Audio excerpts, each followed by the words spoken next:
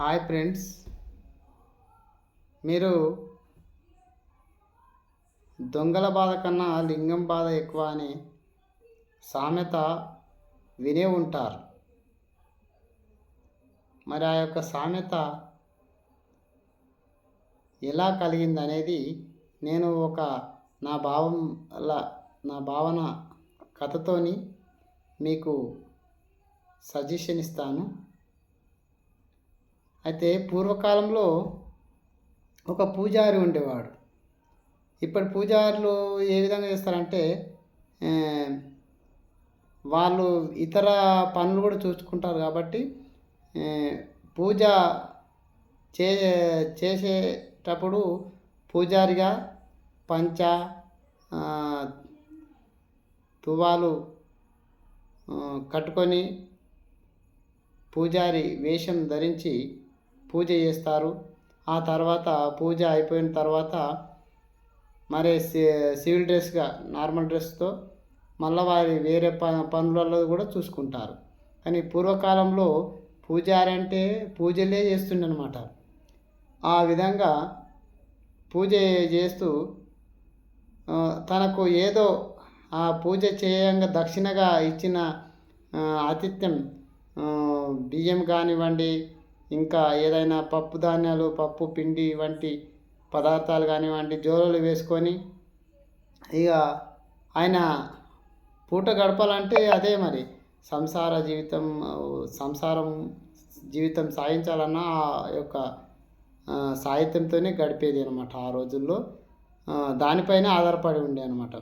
మరి ఆ పూజారి ఆ విధంగా ఒక వద్ద పూజ జరిపి ఆ యొక్క ఆతిథ్యము ఆ విధంగా తీసుకొని వెళ్తున్నాడు అనమాట.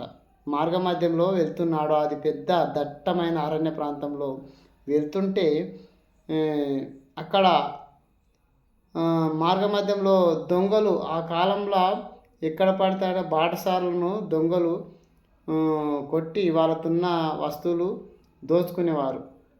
అయితే ఆయన పూజారి అట్లా మార్గమధ్యంలో వెళ్తుండగా అయితే ఆయన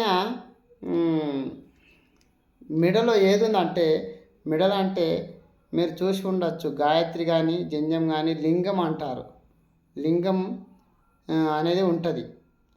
ఆ లింగము ఇప్పుడు వెండి రూపకంగా ఇతర లోహ రూపకంగా ఉంటుంది. కానీ ఆ కాలంలో బంగారు లింగాలు కూడా వేసుకునేవారు అన్నమాట మెడలో. ఆ విధంగా ఆయన మెడలో బంగారు లింగం ఉంది అన్నమాట. దాన్ని లింగం అంటారు, కొందరు జంజం వేసుకుంటారు ఆ విధంగా. అయితే ఈ బాటసారి మెడలోని లింగము ఆ యొక్క దొంగలు చూసారు అనమాట. దొంగలు చూసి ఆయనను వెంబడించారు. ఆయన ముందు పోతూ ఎంటకు చూసి సప్పుడు విని ఆ ఎంటకు చూస్తే దొంగలు ఉన్నారు. ఈయన నడుస్తున్నారు, వాళ్ళు నడుచుకుంటూ వస్తున్నారు వెంట. ఇక అలా కొద్దిగా ఆయన ఉరకడం ప్రారంభిస్తే వాళ్ళు కూడా ఉరుకుతొస్తున్నారు అనమాట. పరిగెడుతున్నాడు. ఈయన పరిగెడితే వాళ్ళు పరిగెడుతున్నారు. అట్లా పరిగెడుతుంటే ఆయన జోలె పడేసిండు. జోలెలో ఉన్నది ఏమైనా తీసుకుంటారేమో అని జోలె పడేసారు. అయినా ఆ జోలెను చూడకుండా ఆ దొంగలు వెంబడిస్తూనే ఉన్నారు ఆయనను. అలా ఉరుకుతుంటే అది ఏమవుతున్నదంటే మెడలో ఉన్నటువంటి ఆ లింగము ఆయనకు ఎదకు ఇట్లా అది ఊగుతుంటే ఏమవుతుంటుంది, దిబా ఇలా ఛాతికి తలుగుతుంటుంది అనమాట దెబ్బ. ఆ దొంగలు ఎంతెంత ఉరుకుతొస్తున్నారో ఈయన ఉరుకుతుంటున్న కొద్దీ అది ఇట్లా ఛాతిని తాకిన కొద్దీ ఆ దొంగల బాధ కన్నా దీన్ని కాపాడుకోవడం కోసమని వీళ్ళు ఈ లింగం గురించే వాళ్ళు పరిగెడుతూ వస్తున్నారు అని అర్థమైపోయింది ఆయనకు. దీనిని కాపాడుకోవడమే నేను ఉరుకుతుంటే ఇదే నన్ను కొట్టినట్లు అవుతున్నది. కాబట్టి ఆ దొంగల బాధ కన్నా ఈ లింగం బాధ ఎక్కువైంది అనే సామెత కొన్ని సందర్భాలలో ఉపమానంగా వాడడం వస్తున్నది ఆచారంగా.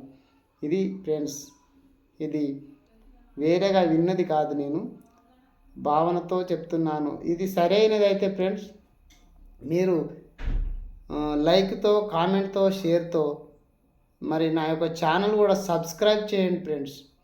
మీ యొక్క లైక్ నాకు లాభదాయకము, మీ యొక్క కామెంట్ నాకు కనువిప్పు, మీ యొక్క షేర్ నాకు చేయుత, మీ యొక్క సబ్స్క్రైబ్ అనేది నాకు సలహా అవుతుంది ఫ్రెండ్స్, సాకారం అవుతుంది. కాబట్టి సబ్స్క్రైబ్ చేసి నా యొక్క ఛానల్ను నన్ను ప్రతిభావంతునిగా తీర్చిదిద్దగలరని కోరుతున్నాను ఫ్రెండ్. ఓకే.